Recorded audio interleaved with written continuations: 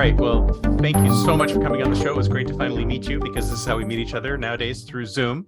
So why don't you tell us a little bit about yourself and your organization and what you're passionate about? Sure. I'm Herman, the president and CEO of the gas tech company, Upwing Energy. We're based out of By the California. way, I love the name. I think the name is fantastic.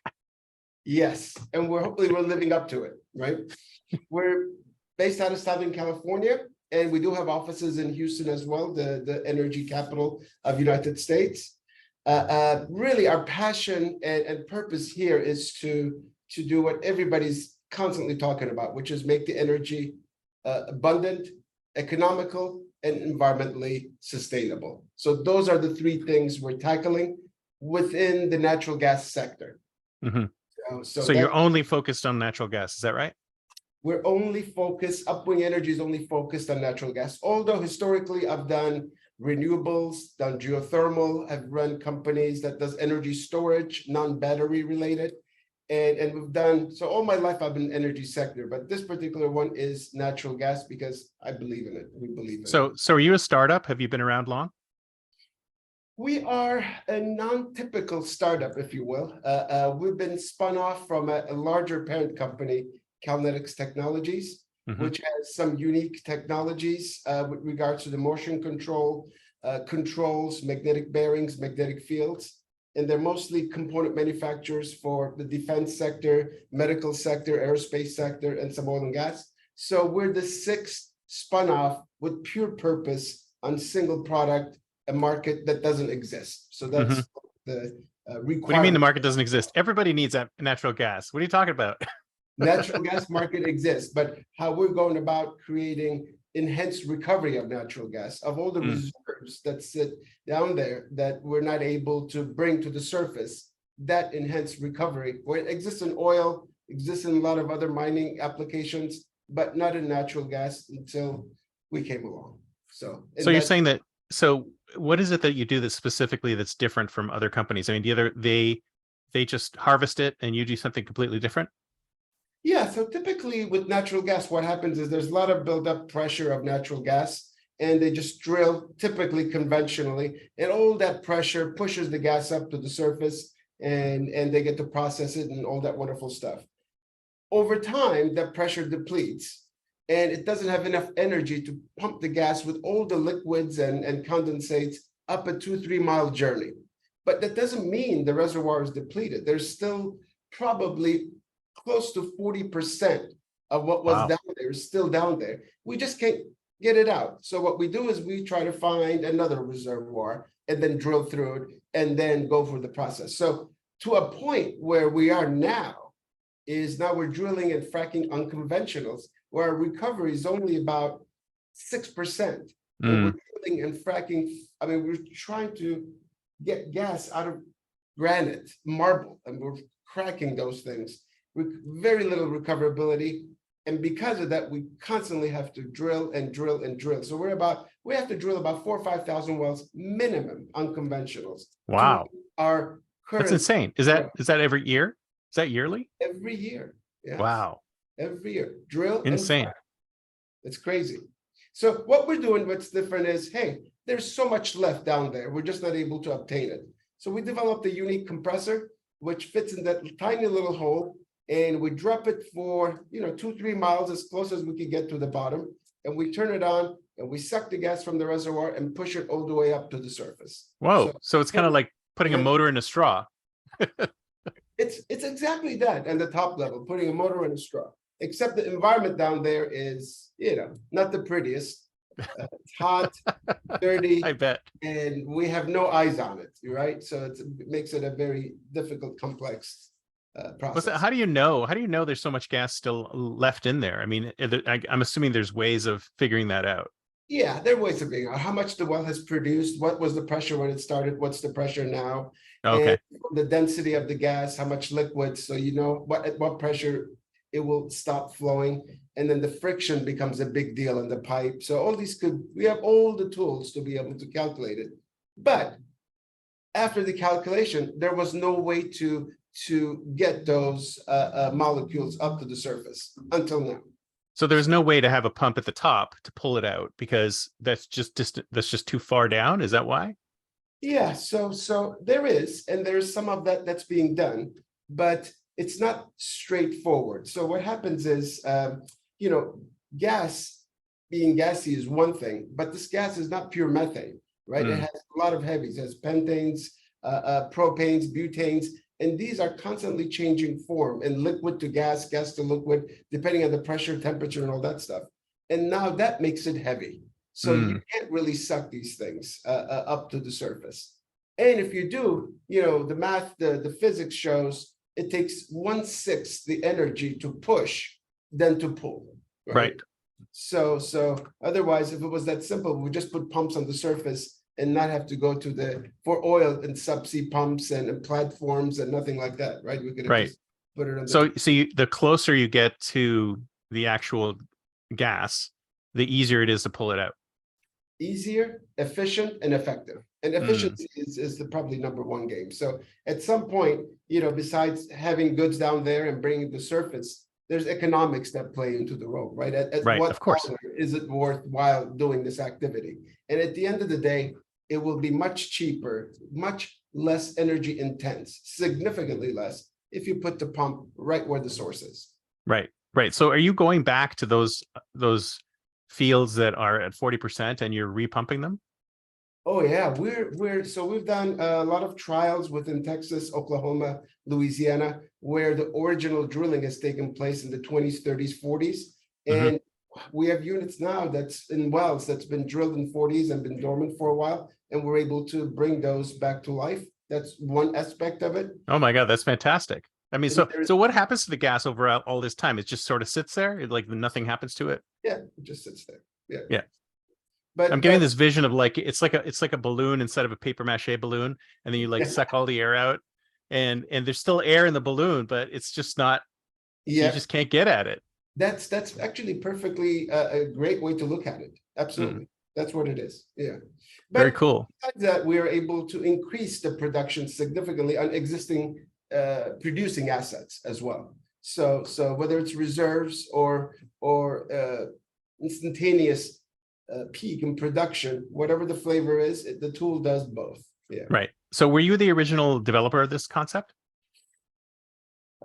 You know, we like to believe at Upwing Energy, the culture is there is no one individual. It's always the group that makes things happen. But I am a CEO, and I've been cultivating this concept of such equipment that could be done. More importantly, could be done by us, because in the past, the application has been identified, but there's been a lot of failures to bring a product to market, right? It's not simple. Yeah. So what happened for you to go, like, there was some turning point that allowed you to take this product from concept to market? I mean, was there some technology that turned, or what was it that got it over that hump? Yeah, so very good question. So I've been with the parent Calnetics from basically when the company started 2.5, 3 decades ago. And with each application that we attempted, and with majors like GE's, Mitsubishi's, Siemens, and all those guys, where Calnetics provided a component, we were able to see how we are able to adopt our technologies for each application. We got heart pumps that we got pumps inside human beings. We got satellite applications, you know, F-35, we're a big part of the power distribution system in those. And many other applications. So that gave us the confidence that here's that new application no one has looked at. I mean, for those who looked at it, they don't pan out, and here are the reasons why. Can our technologies do it? And that study really took 4 years for us to be able to get comfortable that we got to be successful in this application, because the economics made sense, right? There is not much business development you need to do, market studies you need to do. There's gas down there. We're spending $10 million per well drilling and fracking to get gas out, yet it's just sitting in here and we know exactly where they are. The question is, can we adopt the current technology that we had at Calnetics into something that's we got to be able to utilize? So after that study, then it was, we demonstrated that it was feasible, and we actually demonstrated through field trials as well. That's when we started forming Upwing and said, hey, this is what we're doing now, and because we can, and that's significant value. Fantastic. So I've heard a lot about natural gas being evil, and everyone wants to eliminate it. I mean, that's not going to happen anytime soon, I'm assuming. We don't believe in that. So, Yeah. so you know, of course you don't. But I'm wondering why people are thinking that, because I mean, it's a source of energy, don't we? I mean, we are so desperate for sources of energy that I don't see why anybody would say no to anything, really. It's people are not people don't have the whole picture, or the whole picture is not provided. It's not really well articulated. What ends up happening is you get these camps, one side or another, and they fully subscribe to one path without really understanding the consequences of everything else. So right. One good example is natural gas. Everyone thinks that, oh my God, it's a fossil fuel and we need it to make energy. Well, yes, that's true. But only we use 30% of the natural gas to make power, for power generation.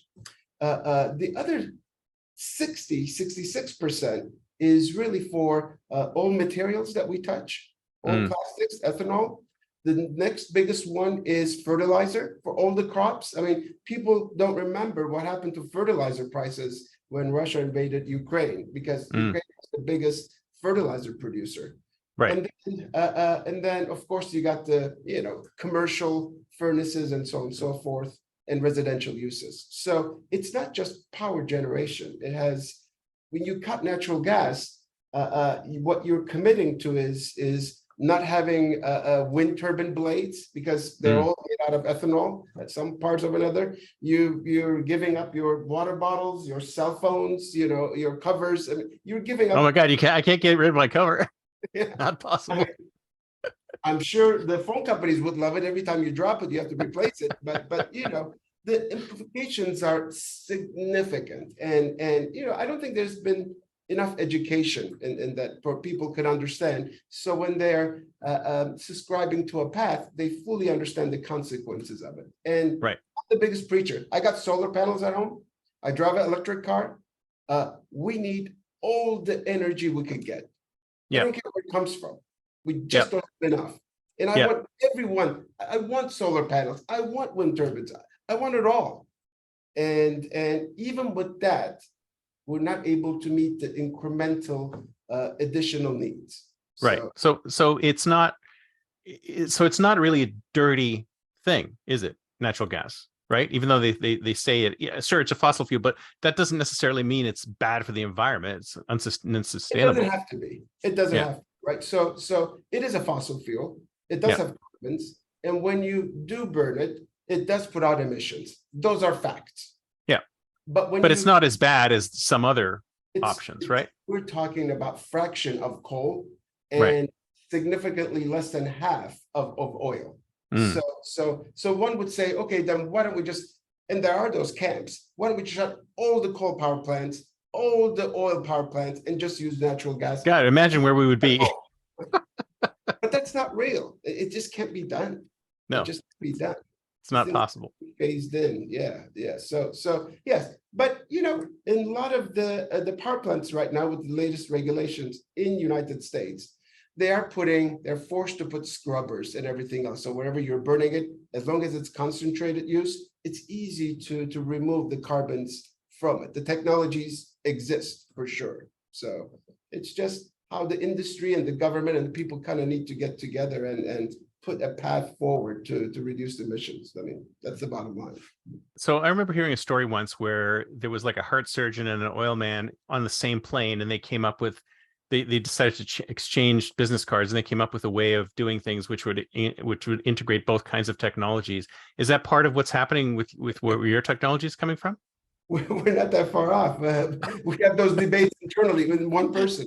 But aren't you, I mean, you guys work together, right? I mean, if you heart pumps and oil pumps, is there a big difference?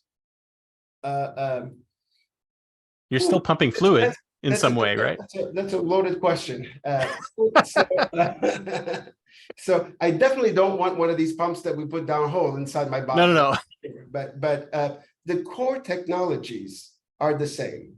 It is the being able to understand what you have, the technology so well that you're able to adopt it to the application. So I'll give you an example. The pumps that we're talking about for heart, and there's, I think, thousands of people that have them now with our motors and controllers. We use the blood to cool the system.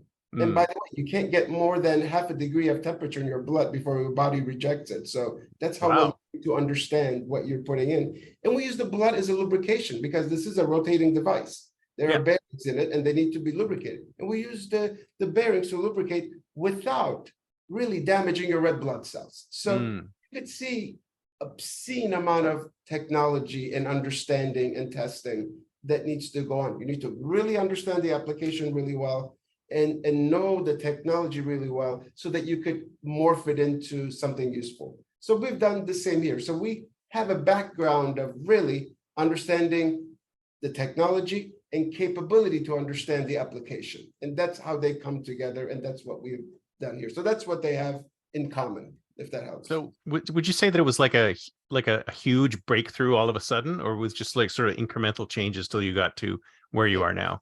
It was incremental changes. So really, we've been at it for 10 years here, roughly, more aggressively last 8 years with full funding behind us. So because we are developing the application itself, as well as designing the tool, it was always going back and forth and understanding a little bit more about the application, making modifications to the tool. So this bounced back and forth, and it's painful and it's expensive. It's time. Oh yeah. Yeah, but we're at the end. We're done. So right now it's all about implementation. Well, at what point did you realize, yes, this is definitely going to work? Like what happened? Was there like a single moment where there was this aha moment and you said, this is definitely going to work. This is definitely going to do what we expected it to do? We had multiple of those aha moments and disappointments at the end. And that's if anyone tells you otherwise, it's like any other startup. they're not telling the full story, right? Of those Hollywood endings and everything. That's right. There's a lot of struggle. This is not a movie. We give high fives one day and the next day, and we're banging our heads against the wall. And yeah, exactly. But each trial, each learning, it's once you can identify the problem statement, everyone is ready with the solutions, and there's multiple solutions. The challenge with this application was we never were able to put our arms around the problem statement, right? Problem statement, we were learning slowly. Would have been nice if we could have someone give us a document saying, here's a problem, and here's your boundaries. This is what you need to design to. It's like, hallelujah. Well, this is the real world. That never happens. I know. This was more painful because it's 2 miles down. We don't even have eyes on it, and we don't even have instrumentation on it. Is there no way? So you can't even see what's going on down there. You just sort of throw it down there blind and hope it works. So tight, and the tool is capturing most of that space because we need as much real estate as we could get. There's no other room to do anything. But you must have sensors and other things going on down there, so you know generally what's happening. Yeah. Generally what's happening, but without getting into the technical minutia here, when you're dealing with gas and the properties are constantly changing, so it's very difficult to model because you don't know exactly where, at what temperature, what pressure these changes are taking place within the wellbore. And it's a 2 mile journey. Pressures are changing along the way, the temperatures are changing along the way, and the velocities are changing along the way. And liquids, it's easy. It's liquid. It's not going to change its properties too much. But gas is compressible, and heavies, like heavy liquids, sometimes they become gas, sometimes they become liquid. It's a mixed flow, and that's tough to crack that nut. So that sounds crazy. So the pump is actually 2 miles down.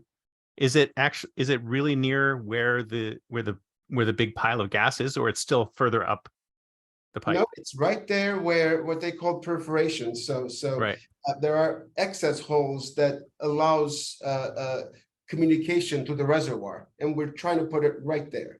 Closer there, the better most of the time, the better the performance is. Right. And then the pump is right there. And then above that is sort of like another pipeline where everything goes shooting up. And then, so you're saying that the gas actually changes state inside the pipe that you're sending it up? Absolutely. based on pressure and heat and all those things. Absolutely. Man, that is insanely difficult. How the heck do you figure that out? Yeah, a lot of banging on the wall.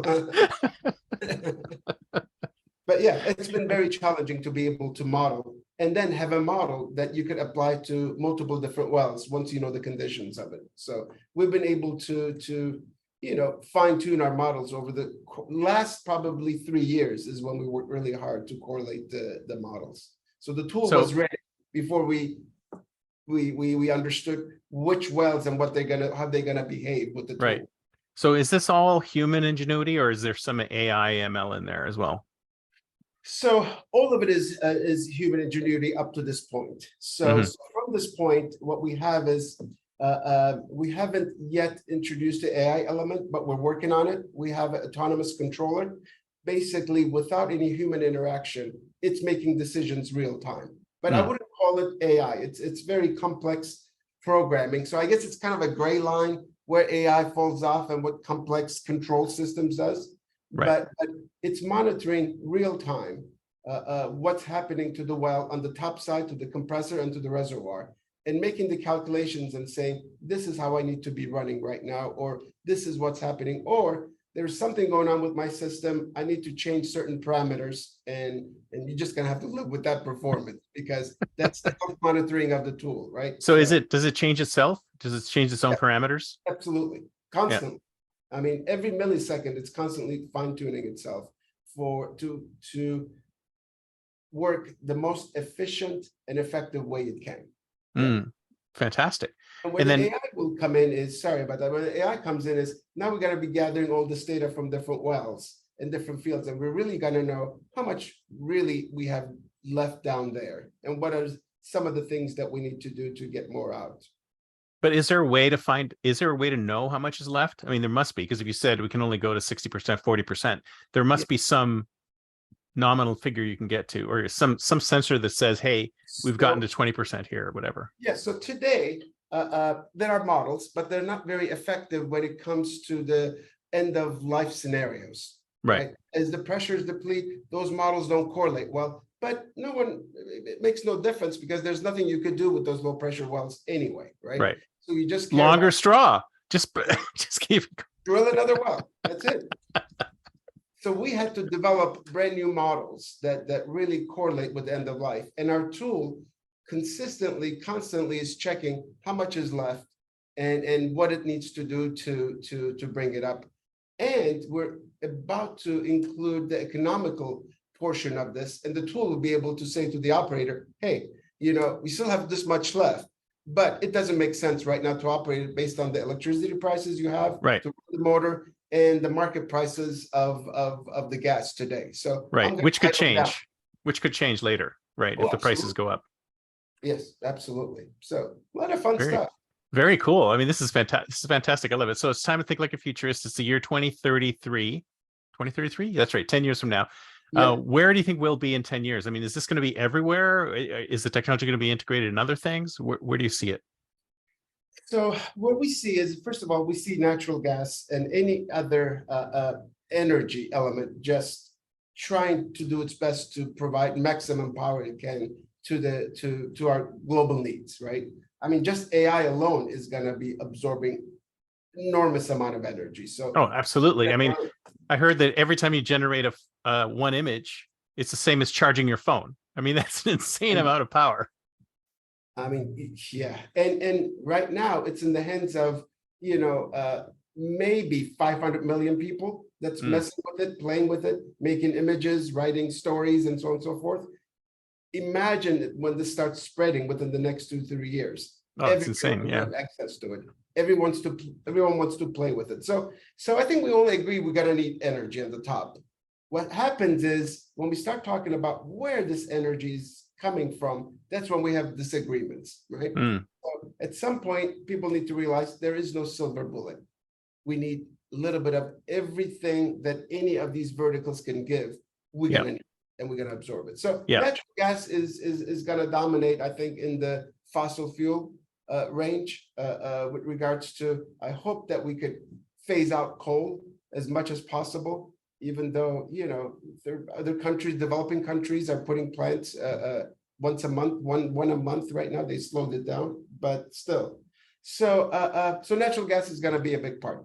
What I'm hoping is that we're able to produce it much more sustainable. So if we could reduce the drilling and fracking, which is outputting about 8 million tons of CO2 every time it's drilled and fracked, or get rid of these lot of leaks and stuff on the top side with regards to either compressors along the way to push the gas to processing plants and or flanges leaking. If we could clean those up, and those actually requirements are floating down from the EPA, which is wonderful.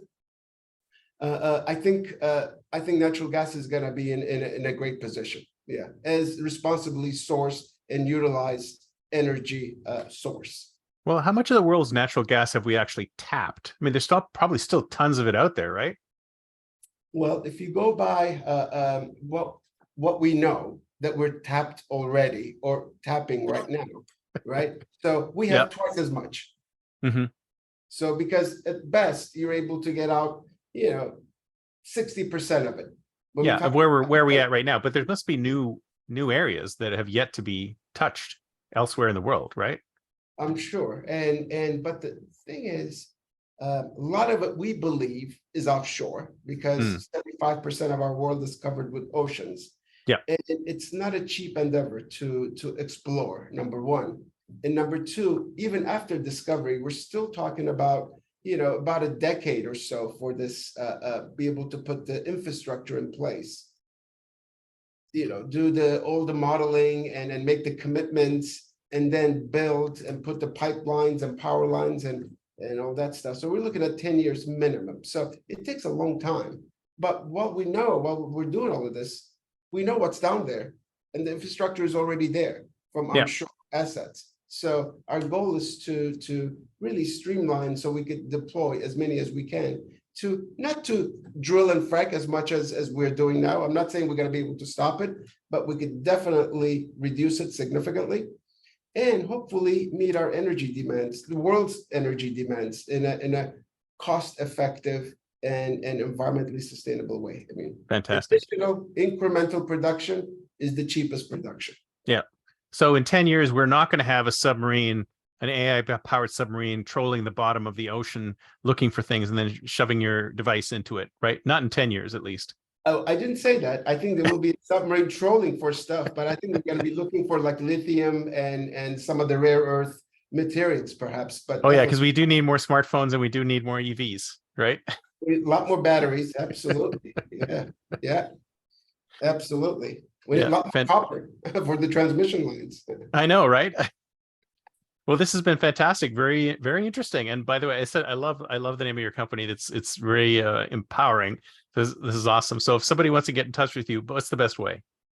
Best way is to find us at the web. It's www.upwingenergy.com. And we're quite responsive in number one, educating everyone. Number two, we have a nice short video that'll be on there that basically within a couple of minutes tells you all about the problem statement and what we're doing and how we're addressing it. And we have now starting to open up offices around the world. So we're gonna hopefully be right where our customers need us to be. So fantastic. Well, this has been fantastic. Thank you so much. Thank you. I appreciate it. Enjoyed it. Talk to you soon. Bye. Bye-bye.